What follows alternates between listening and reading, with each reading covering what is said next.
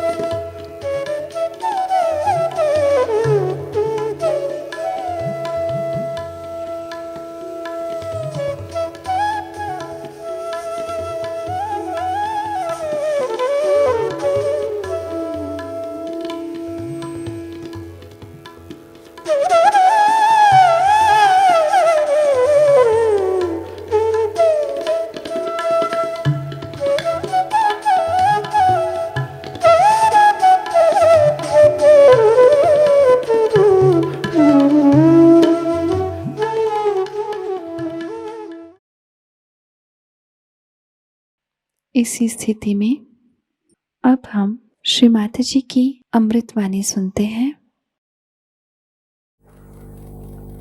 Today we are going to worship Shri Ganesha.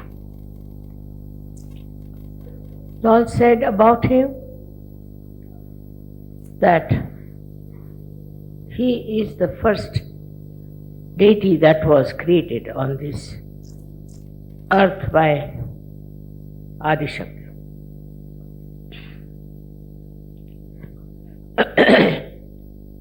As about his creation, you know the story.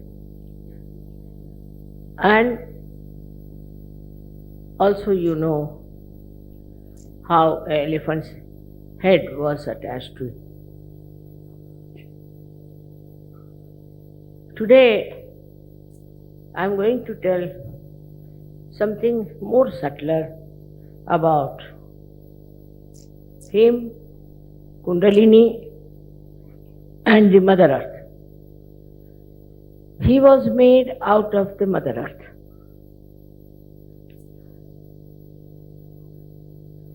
With the vibrations of his mother. Now, the significance of Mother Earth we have never understood. Now look at the Mother Earth. She is the one who produces all kinds of beautiful flowers of different fragrance, of different nature, color, heights. The trees are different. Trees, when they grow up, they grow in such a manner that every leaf of that tree gets the sun. Look at the collective sense which is given to us by this Mother Earth. We have never realized that this Mother Earth, which is giving us everything that we want, and the Sun helps the Mother Earth, cooperates, coordinates with it. To go further with it, you have seen a picture where a Kundalini is coming out of the Mother Earth and half of it is seen. So, what does this Kundalini do for us? Or what does this Mother Earth does for us? The Kundalini leaves the Mother Earth as a reflection. And what does she do within us to build us up? In which way? So it is the primordial power which is coming out of the Mother Earth. Mother Earth itself acts like a mother. She looks after you. She gives you whatever you want. And another miracle thing is that the highest tree is a coconut tree. And the coconut will never fall on any creature or any human being. That means it's all thinking, all understanding, all consciousness, all awareness is coming from the Mother Earth. But we never understand it. As it is, we take for granted. Now, what does she do for us human beings? She is the primordial power. What she does is to build in us a primordial, we can call restrictions, or primordial taboos, or primordial dharmas. For example, you see the steel is here. It has its own dharma. It cannot behave like wood. Wood has its own dharma. It cannot behave like silver. They all have their dharma and they are bound in that. Everything that is in the nature has its own dharma. If you see the tiger, if you see the lion, if you see a mongoose or you see a snake, they all have their dharma, their style, their everything. It's very surprising how they are bound by it. Once in Pratishthan, I went from the other side to my bedroom. And I saw a very big snake came out of a hole. Of course, I was quite away from it, but it felt my vibration. Started running away. It fell in the swimming pool. It wouldn't come up. So somebody went down and killed him and brought his body up there. I was surprised. It was such a big one, about 6 feet, but it intertwined itself in a very beautiful pattern. Surprisingly, when it was there. All right. Then what they did is they said that, Mother, if you leave it, it will fall in the water again, it will come to life. So what should we do? I said, let it be. Then what do you do? He said, we burn it. So they burnt the snake. But the female of that snake came out after 10 days. They said, there must be a female. And she was searching for him when suddenly somebody saw her. They killed her also. They killed her and she also made the same kind of a pattern. I was amazed. Very beautiful pattern of the body going around like this, like this, like this. Like this. Exactly the same she also made. So I was surprised. How is it that this lady knows how to copy her husband? She did it. And when we burnt her, she was finished, of course, both of them were killed. But what I felt is that animals, creepers, those who creep on other people also, every type of animal, the whole of biology I studied, I was amazed that every type of animal has the same sample of behavior. For example, you can put the dog in the water, he'll swim, but the cat may not. See, it's a thing that is built in the dharma, what I call it, the primordial taboos. We have in the same way primordial taboos built within us, which are dharma. A human being has to be like that. If he tries to be something else, something goes wrong with his life. It's like, say, if you have glass, you drop it on the ground, it will break. That is the dharma. In the same way, when human beings start deviating from the line of dharma, they get into trouble. But it's only human beings who can do that. They can only cross over these taboos, these primordial taboos, and can become horrible. You see a person, sometimes I wonder what's wrong with him. He has a nice home, very good wife, everything. Then he has a king. What is the need? For man, it is primordial that he should have only one wife and one husband. It's a taboo. As soon as you deviate from that, something goes wrong. Now, who punishes or who corrects or who destroys is this primordial power which we call as Param Chaitanya.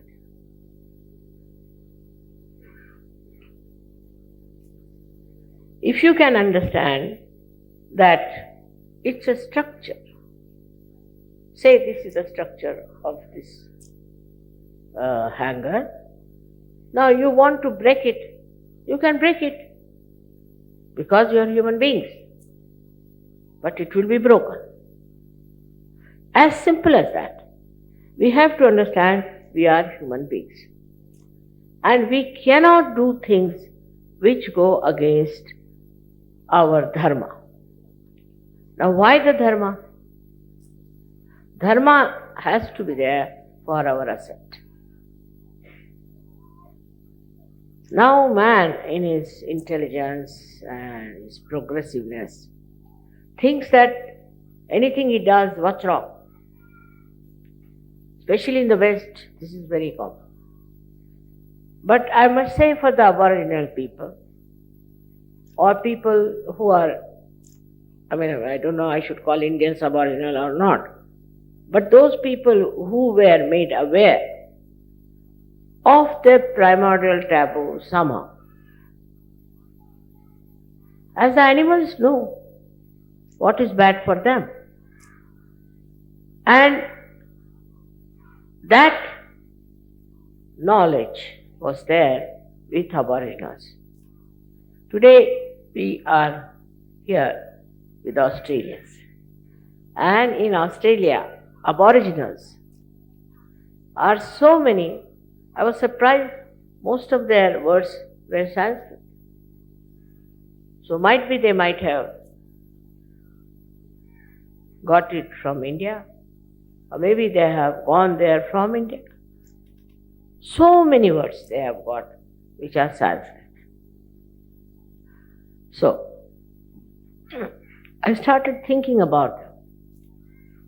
Normally Aboriginals, say in India we have Aboriginals. We call them Goon, Kurku, Bheel. We had a lady who was a maid with us. Rehnabai was her name. She's an excellent cook, but she had her maryadas. All the time, like if my father came, she would immediately cover her head and go in the other room to respect him. Nobody told her to do that.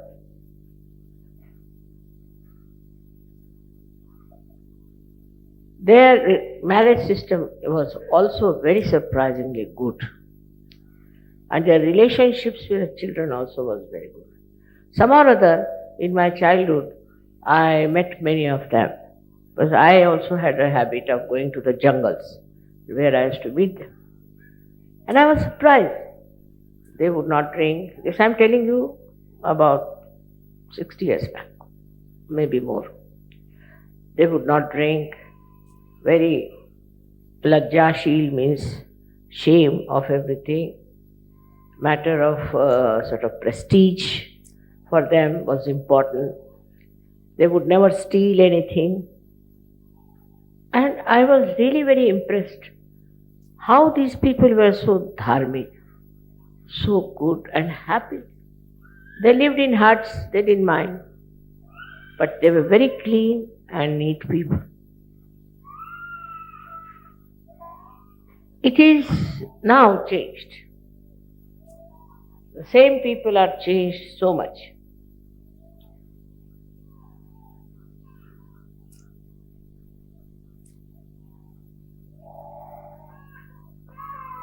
I mean, they were like sacred people, I guess. Holy people. They worshipped Mother. They worshipped Mother Earth. Nothing else. And I asked this lady, why do you worship Mother Earth? She said, she gives us everything. She is a just mother. We live in the jungles. She looks after us. And she is the most conscious person. He knows that we are there and she has to look after us.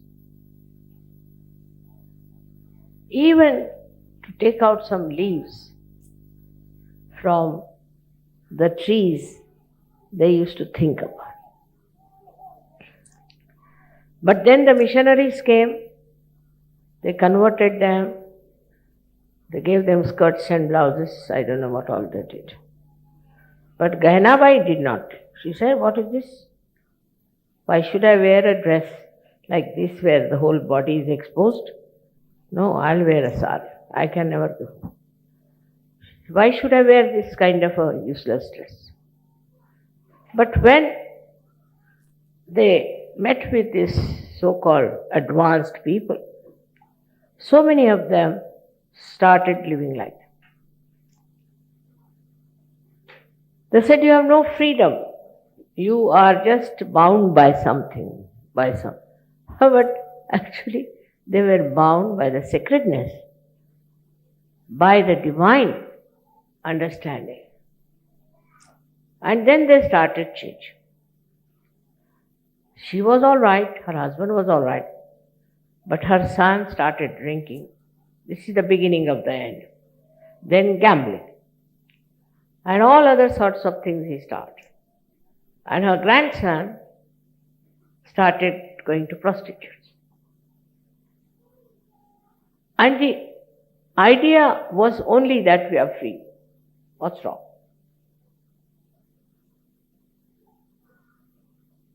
Now these primordial taboos are in you, built in. These are existing maybe in a potential state. Maybe you have curbed them down. Maybe you have turned them out. But they are there. All the time they are there. And that's what we say, that you are leaving the maryadas. Or else we say that you are insulting Shri Ganesha. So when Mother created this universe, first deity was Shri Ganesha. Auspiciousness was created. Now we don't understand what is auspiciousness. Auspiciousness is a complete understanding of primordial restrictions and also of the protocol. For example, in India, we all used to do that. Though I was in a Christian family, that before touching the Mother Earth, getting up from the bed, we used to say, "Oh Mother Earth, please forgive us, because we are touching you with our feet." So respect for the Mother Earth and for nature is built in within us. It's part and parcel. We are part and parcel of this whole, we can call it a whole universe. But when you get into this nonsensical idea of freedom, then you are leaving your Mother Earth. Your gravity itself reduces. This Mother Earth has to teach us. While we are plundering, now there's everything, ecology, people are trying. Whatever is outside is also inside. If you want to exploit your mother inside, or if you want to trouble your mother inside, you can also trouble this Mother Earth. Now, what has replaced our understanding is very simple, is that we are paying more attention to money. If you can cut a tree, say, to get money, then it is hurting the mother. But if you are cutting a tree for beautifying her, then she is happy. Her discretion is so great. See the way she produces flowers. Different types of flowers. In different countries, different types of flowers. Like me, I saw in my country that flowers are extremely fragrant. Very fragrant. And she understands so much. Once I went to Australia, and this flower we call hibiscus, red flower, which becomes pink and then red. Imagine it becomes first pink and then gradually it becomes red. Even the sunflower goes on turning its face with the sun. Now, how can you say there is no connection between a sunflower and the sun? Automatically it goes on changing. So, these hibiscus flowers are the flowers which we use to worship Shri Ganesha. And the program was to worship Shri Ganesha. On the way, I saw so many trees of hibiscus just flowering. I said, at this time, so many flowers. I said, I think you better get these flowers for the puja. And when I arrived in the hall, all the Sahajogis had bought hibiscus on their own. I never talked to them, just on their own. They didn't know that it is to be used for Shri Ganesha. But Mother Earth herself created at that time. This is the time of Shri Ganesha when you should get hibiscus. It's very remarkable how the nature is so much within us and how this whatever is within us guides outside and receives the blessings. We are not something separate. This Mother Earth is our home. We have a home in her and she has a home within us. I said today that for Shri Ganesha, he had the body of the clay, just ordinary. So you can imagine can really think of it. How this whole universe has created us. All of it is within us. And when we try to hurt something, then we are hurting ourselves. The intelligence of Mother Earth I have seen from my childhood. It's such a beautiful thing to know the nature and the Mother Earth. That's why all the saints in India especially used to go and live in the forest. Only in the forest you could see clearly how this primordial bondage was absolutely obeyed naturally by the nature. For us it is difficult. We are rather free people. So simple things like a woman should be always covered properly in her body, because she respects her body. She respects her chastity. But if you tell this to somebody, they won't listen. As you see the evergreens, they are always glad. No leaf drop falls down. I call them as the females. And the other trees, deciduous, they do lose their leaves. So I call them as men. Because they are men. Here the other way round, I have seen, if I used to go to any party, some or other they thought I was a very serene person. You meet somebody immediately, the man will button up himself. And the women will open themselves. So the whole brain from here has gone to this side and this one has gone this side. It's so stupid. But even Mrs. Thatcher this said that it is our culture that women must expose their body. What? Are they prostitutes or what?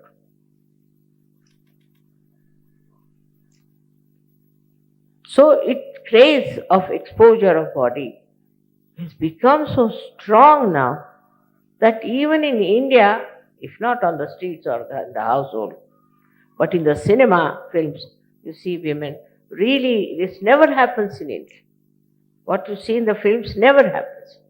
If they start wearing dresses like that, so many people will throw stones. Then all other sorts of, I shouldn't say clumsy, but very grotesque thing happen. Like, I can't understand. Man having relation with man, woman having relation with woman, and children, and this and that and that. We didn't know this in India, didn't know. Why is it happened here? I don't think 50 years back they used to do that also in these countries. Why we have given up our sense of shame and this kind of nonsense that has come into us? I think must be some bhoots in them or badhas in them or something horrible. But this is absolutely unnatural. Absurd. Then a married man having eyes on unmarried women and unmarried men are having relations. All kinds of things people.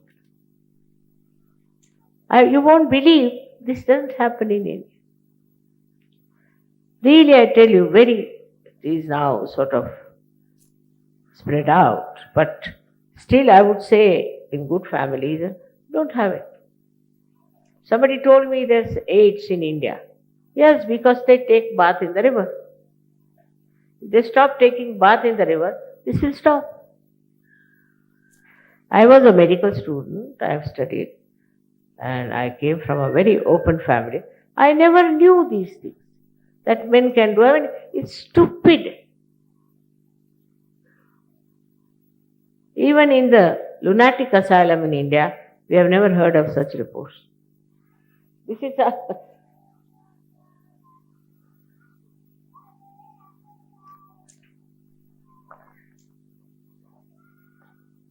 You see the children.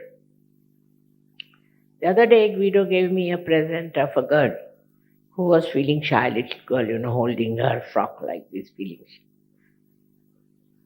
Shyness is the ornament of woman. Children are all shy. I remember my granddaughter, she was once watching one magazine. She was very small, 2 years or so. So she saw one woman in a bikini or something. She was sitting there. What are you doing? She saw on the magazine. What are you doing? My grandma will come and give you 2 slaps. Shut up. Please wear your dresses. They would not. Children don't like. Have you noticed it? Or I don't know if they are advanced. But normally, children don't like shamelessness. But the shamelessness has gone to such an extent that to them, keeping nude is very great advancement.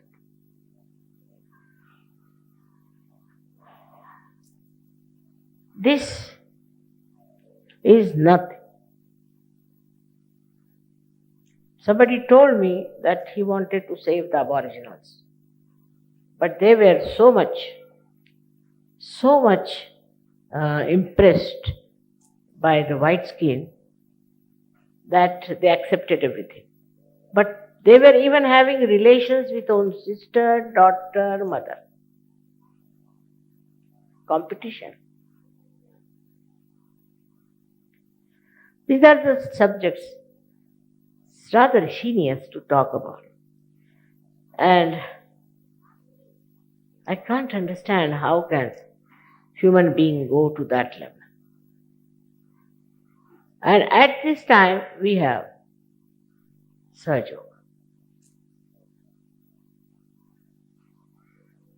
where you have become aware of your natural taboos. It is there because I told you, potentially it is there. It is enlightened and suddenly you have accepted. I never expected so much, I tell you, but you have accepted it. And not only that, but you are enjoying it. You are practicing it. You see the lives of all the great saints. You can't have something like Diana. They are going to call her a saint. She had no maryadas. Oh, I have sympathies with her because her husband tortured her or maybe something. But maryadas are very important. How can she be a saint? Now, if you become just an ordinary human being who has his taboos, who understands, who is aware, then they will say, oh, what a man he was. I mean, he was. He was born like that. So such a man is praised, in the West especially. Also the other way round is that now majority is the law. If the majority is stupid, then all the stupidity is regarded as great. They have no brains. They have no intelligence to understand how can these things help. Alcohol, for example. I mean, alcohol, it has done no good to anyone. But without alcohol, you are no good. They won't talk to you. They say that unless you take alcohol, you cannot talk. And it is so it is so much in the society that all the parties I attended, except for me and my husband, everybody was drinking. And drinking much more than normal because it was free. Are all poisons. These are all poisons, spoiling us completely from one to another. This one is taboo now for cigarettes. Imagine, why to smoke? I don't understand, like a chimney, people are smoking. But they have no courage to give it up now. Everywhere, no smoke, no smoke, no smoke. When will they start? No alcohol.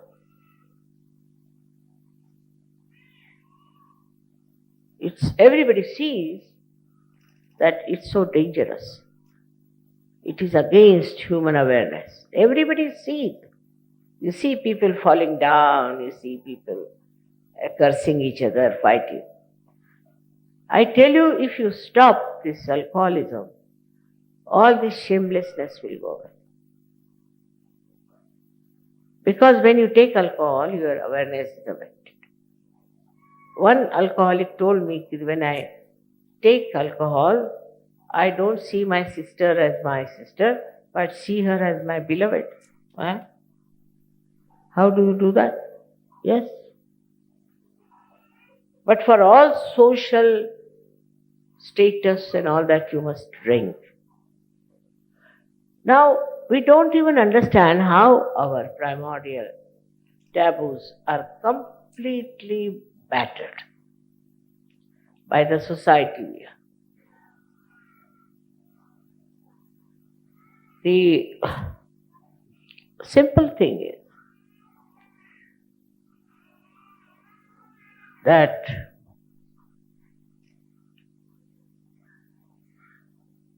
to understand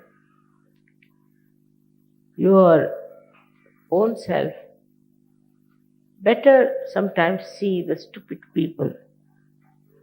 You'll be amazed what sort of things they are doing, because I have seen, I used to be very amazed. What are they? And then to cover it up, they have etiquettes, very elite. They talk in a very special manner, move themselves in a very, I should say, like a trained personality.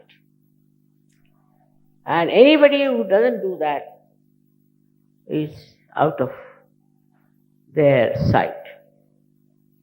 They think that he lacks eliteness.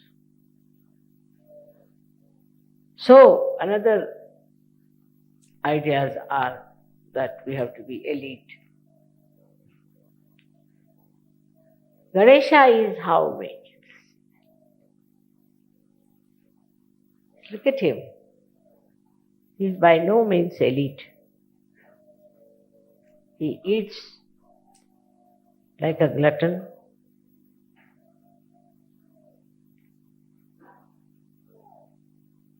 And he looks at you as if he is going to hit you with his mace.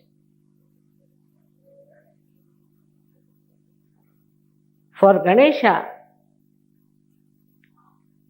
there is no forgiveness.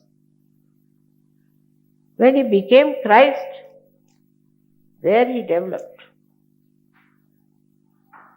I don't know how it worked out.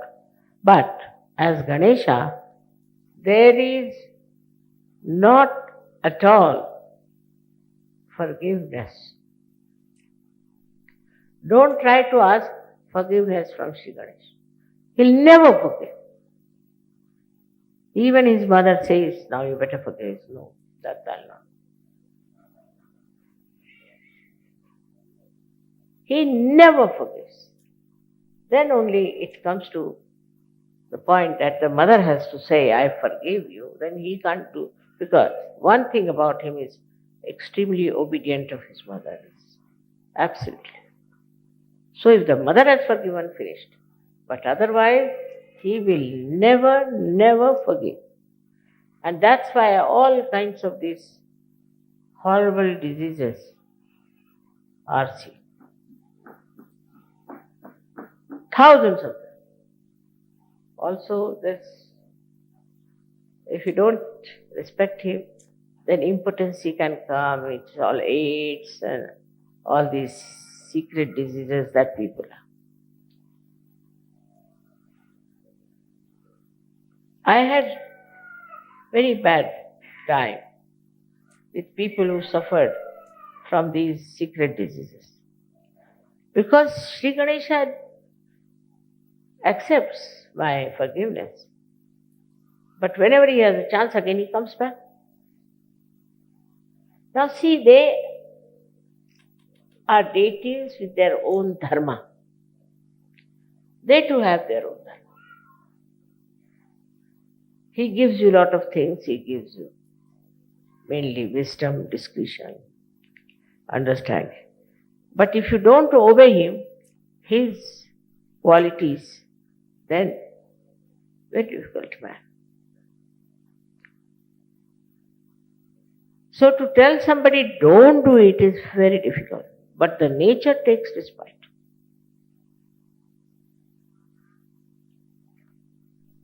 If you want to become patient, it's not difficult.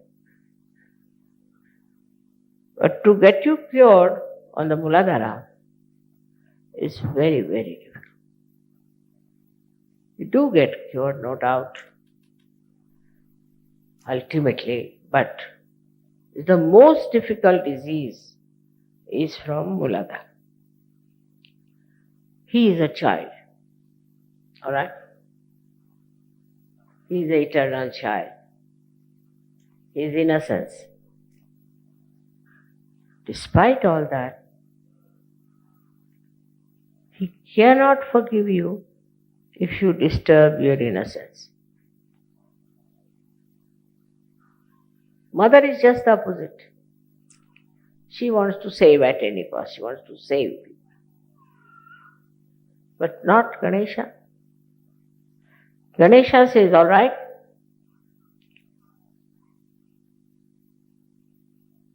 you better go to hell. And hell is in our own lives here, you see. Those people are drinking, smoking, prostitution, all this. This is all hell. What is hell? And he will never save you from hell.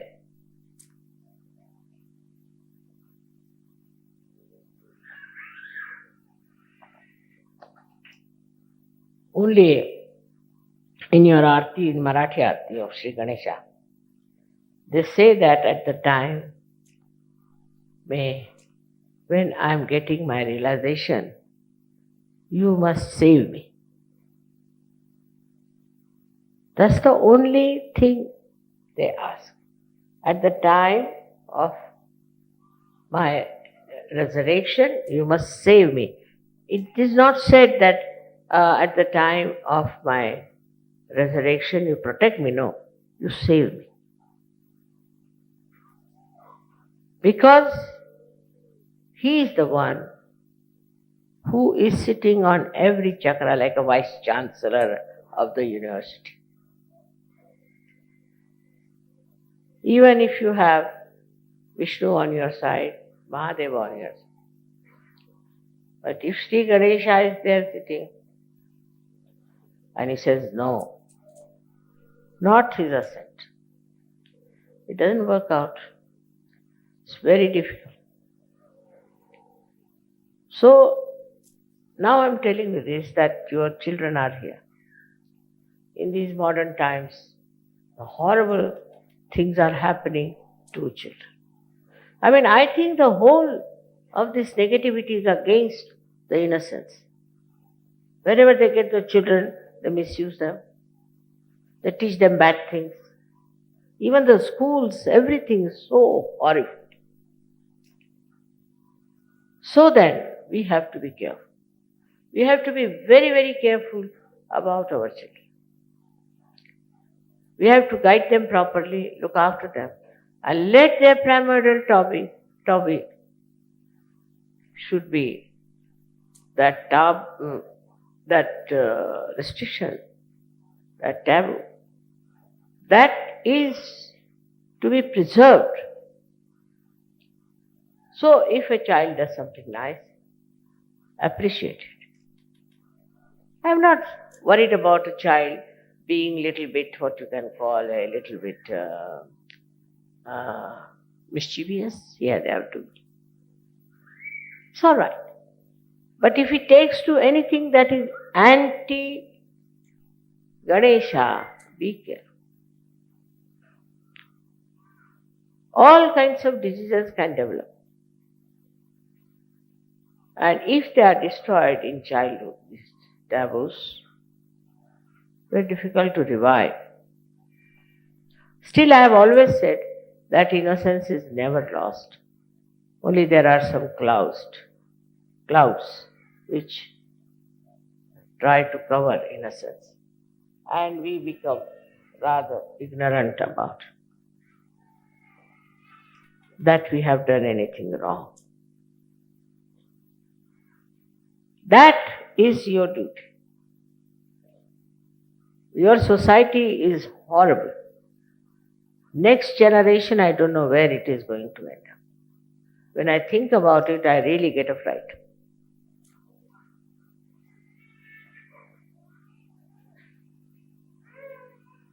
The solution is that you have to be careful about your children and their thinking and their attitude towards Shri Ganesh.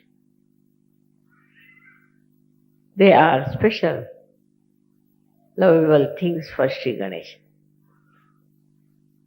Can't imagine how he loves the children. And he is always there to protect the children. If he protects anything, it is the children he protects.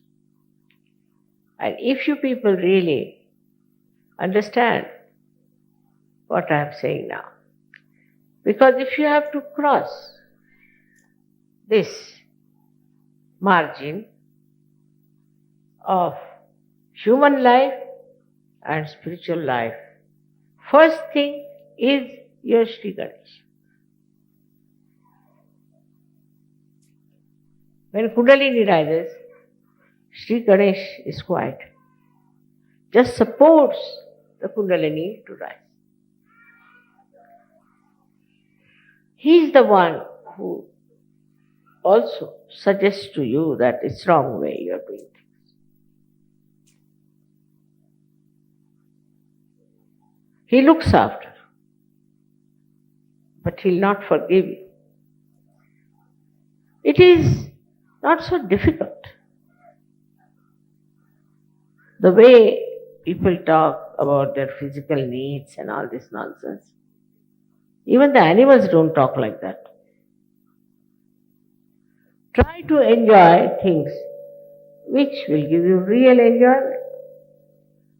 For example, flowers, nature, garden. Instead of destroying this nature, try to build it up, try to see how you can make it a beautiful garden or a beautiful place. Every time I am here, I am thinking, what should I do with this land here which is very barren? How can I change it? All the time there is thought about how to make it beautiful.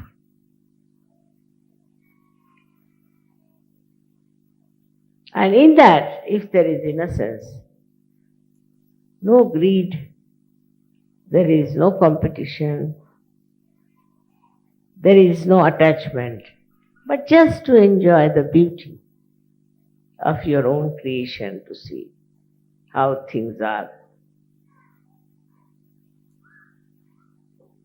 Out of proportion people have gone. Out of understanding. For example, here or anywhere in Europe, you are not supposed to grow any more fruits. Why? Because the price must be kept low. But if you have so many fruits, why don't you send it to places where they don't have fruits? They will destroy it, finish it, but they will not. So the love and feeling for others is not there, and they destroy if something is overproduced by the Mother Earth, just to keep the prices high. Very cruel. They are very cruel still.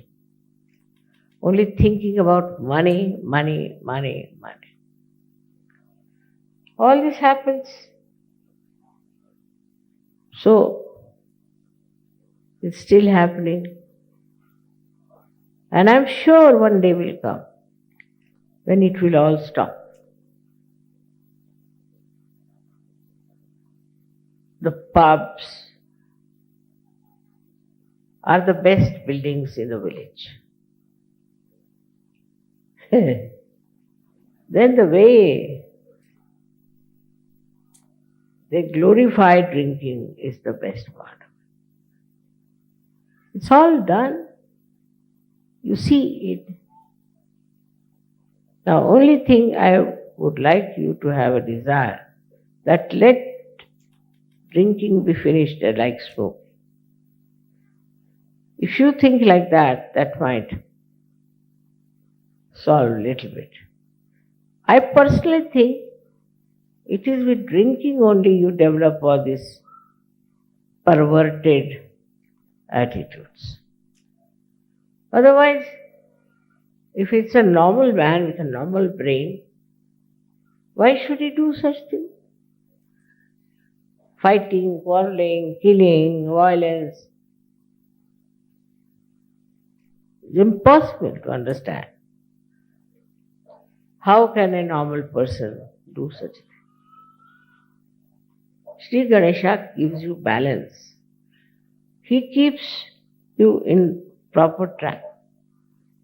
But if you don't want to listen to him, you are thrown away.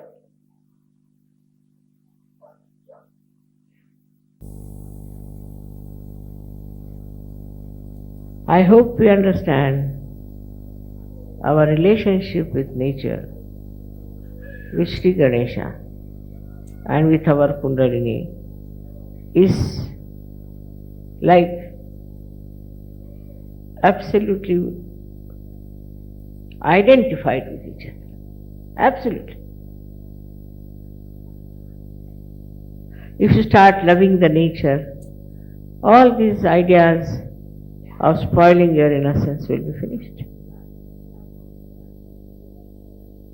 I used to write poetry, very fond of nature. But then I told myself you have to do work for Sahajayoga. If you take to poetry, they'll all call you a poetess. I don't want to have any such position to be a poetess or all that. So I gave it up. And I was a very good sportswoman. I used to play things. I stood first in every sort of game, and I had championship, this, that. I gave it up.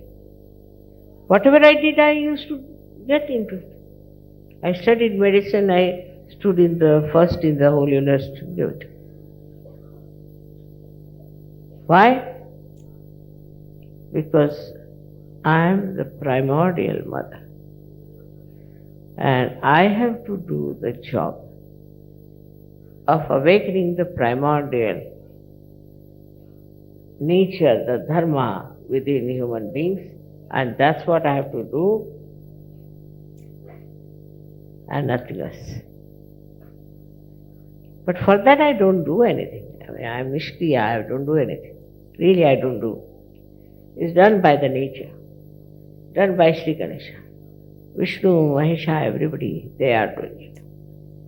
But then what is the relationship? The relationship is, they are all in my body and they are all bound by their own dharma. And they act. This is the relationship. Spontaneous, automatic, like a built-in relationship. For example, the fan is built in. So as soon as you put the button, it starts moving. It's like that. All of them are related to me. And they have a tremendous protocol, tremendous respect, that if I say anything,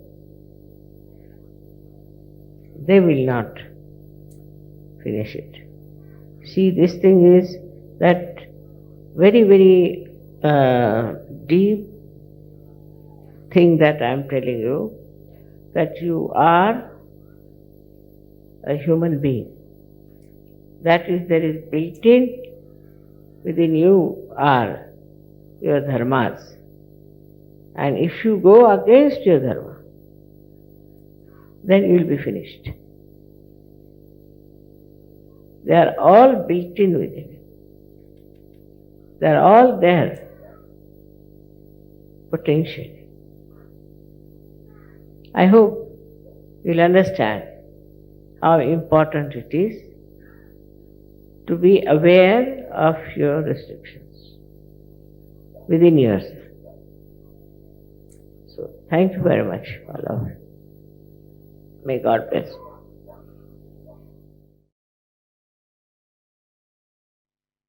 अब हम निःशब्द ध्यान में चले जाएंगे।